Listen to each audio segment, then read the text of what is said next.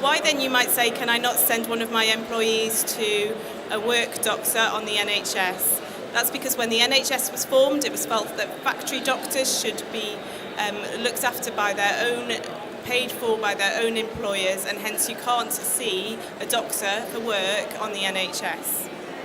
That might change in the future, but not at the moment.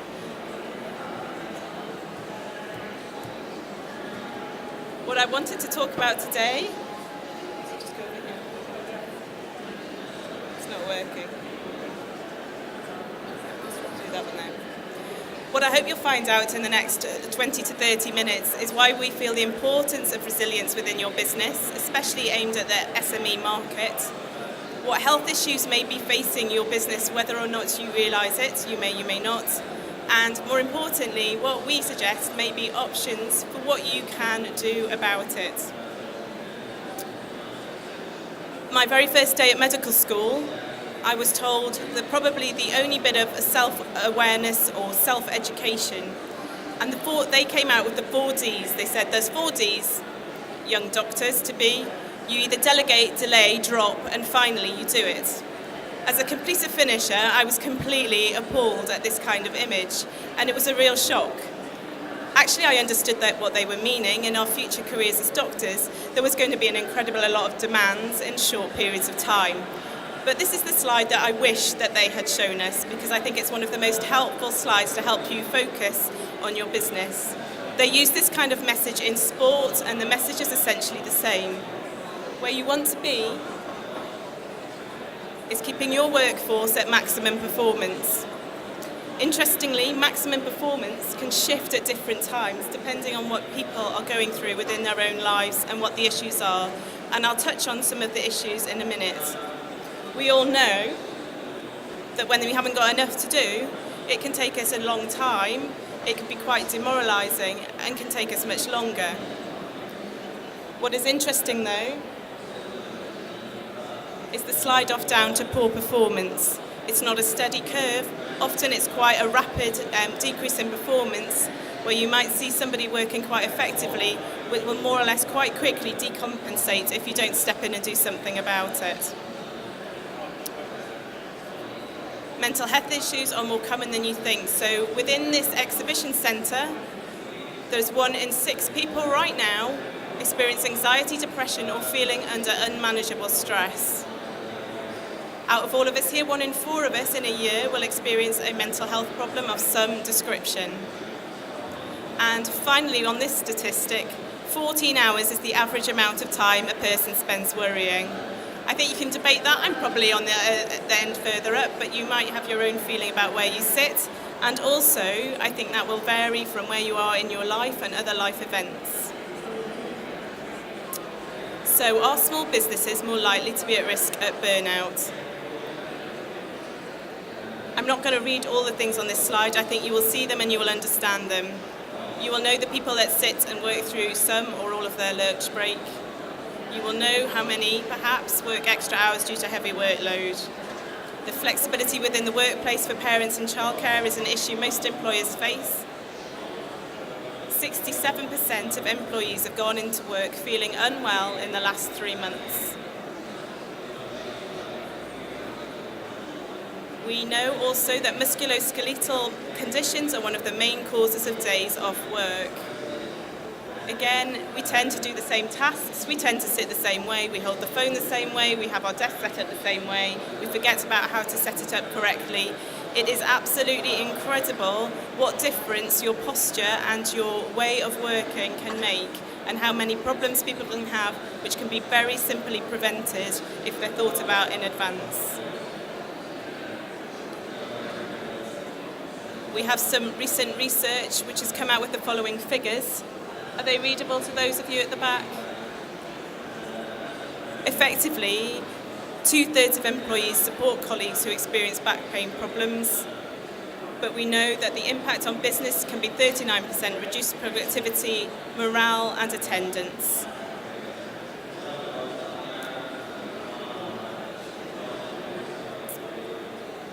Everyone, I think, can focus on sickness absence. It's fairly obvious when one of your employees is not here. Somebody else has to step in and cover.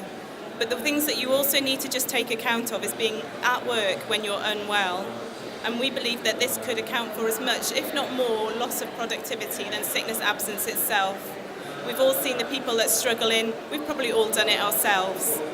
It's been speculated that presenteeism, which is the name we give to this, can cost up to 15 billion a year compared to 8 billion for absenteeism.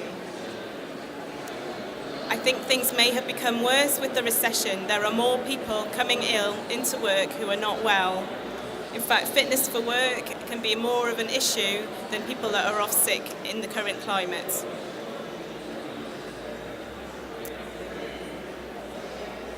I'm guessing that there's quite a range of workforces here, from small to medium, but the issues that surround the businesses, the health issues, are the same for all of us.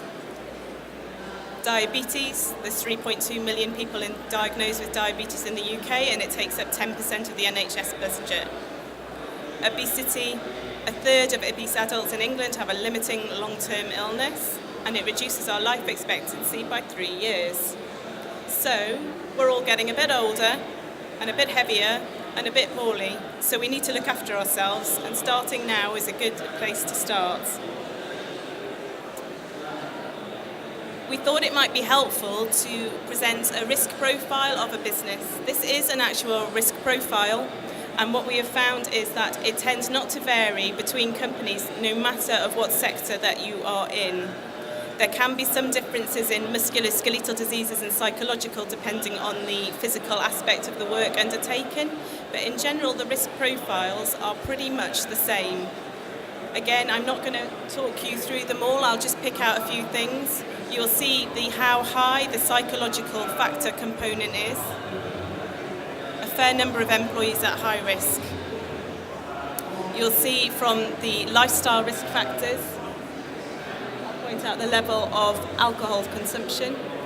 And I won't go past on the sleep slide without mentioning the importance of sleep and sleep hygiene.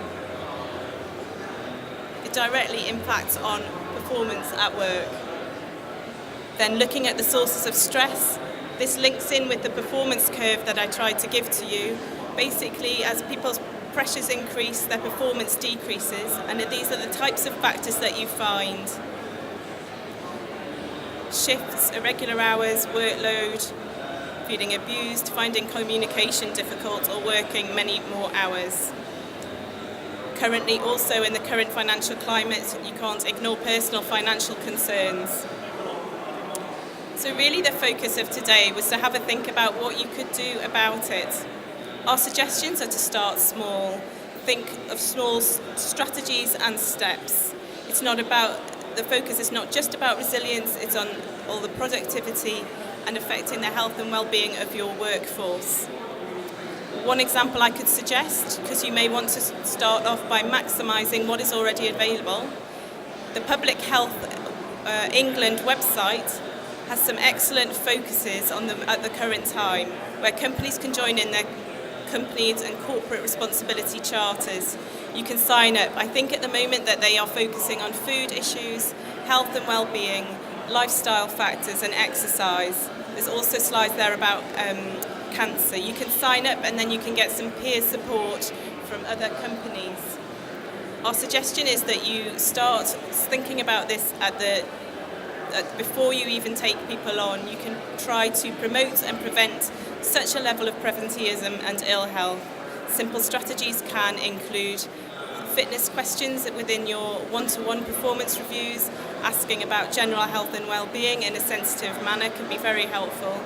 And don't forget simple things. We've mentioned musculoskeletal conditions and how much they can impact. The setting up of your workstation, as basic as that, can have a huge impact on your health.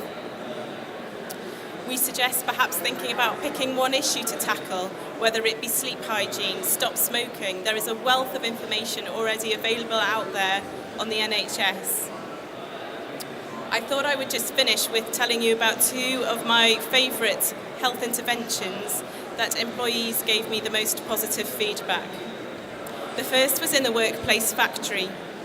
Men's health is a big issue. Women have a lot of health input. We are exposed a lot more in the media. As the ladies in the audience will know, getting the men in their lives to go to the, or gentlemen, to go to the doctor is quite an uphill battle sometimes. Men's health tends to be ignored. The Men's Health Forum has produced some excellent leaflets that are basically like an engineering manual. They're clear, they're easy to read, and they're like a car maintenance handbook. If you handle men's health issues with humour and sensitivity, they can have a very productive day. The second health intervention that I particularly enjoyed being a part of is a very simple one. And it was basically in a small workplace that was far removed from basically anywhere. It was out of town. There was nowhere for employees to go for their lunchtime. They tended to go from looking at their screens to flicking on their phones and their iPads in the restroom. So they set up a walking group, which sounds quite simple, but actually there was a health walking group where it just went out for a simple healthy walk once a week. It wasn't very engaging surroundings, but they made the best of what they had, and the health benefits were found not just in terms of their health and well-being, but in terms of building relationships throughout the workforce. And that's why I suggest starting simple is a place to start.